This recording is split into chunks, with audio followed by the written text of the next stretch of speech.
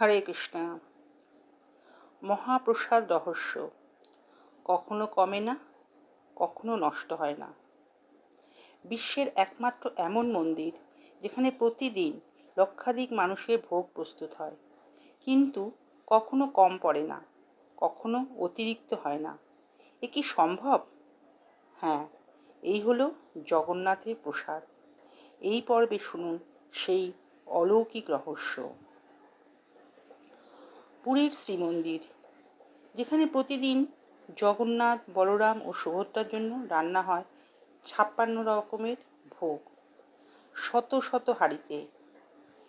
এই ভোগ রান্না হয় কেবল কাঠের উনুনে। হাঁড়িগুলো একের পর এক স্তরে সাজানো হয়। 7 থেকে 8টি হাঁড়ি একটার উপর একটা।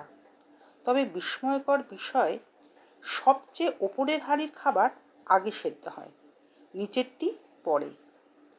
এ রান্না হয় মা লক্ষ্মীর অনুমতি নিয়ে।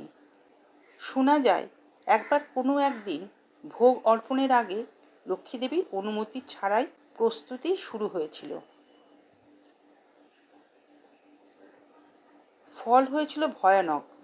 ভোগ নষ্ট হয়েছিল, রান্না হয়নি। এরপর থেকে নিয়ম অটুট।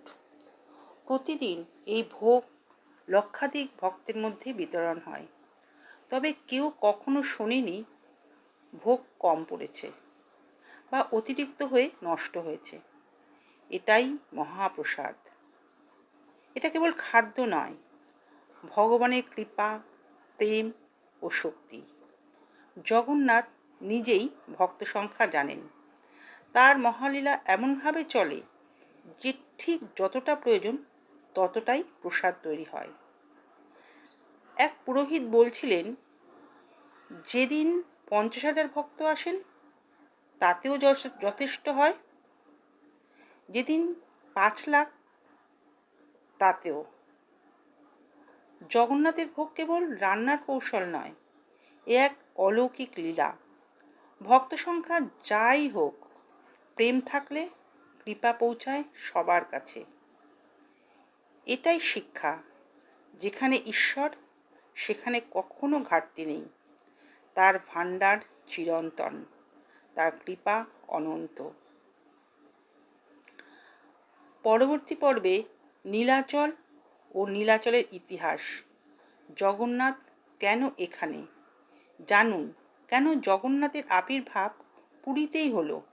কী রহস্য আছে এই ভূমিতে?